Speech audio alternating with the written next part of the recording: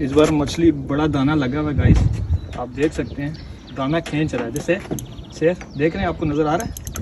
और शिट, काफ़ी बड़ा दाना है और बहुत बड़ी मछली आ रही है। वो देखें से हर गाइस दाना है, ये आधा कम से कम किलो वाला दाना लग गया इस बार।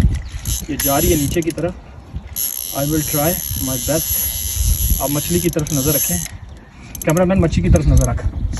से वो देख से मछली से, कैमरामैन से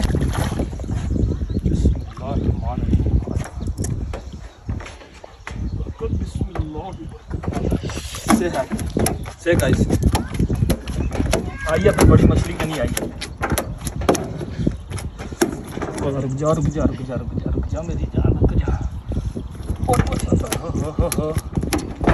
रुक जा ना, रुक जा।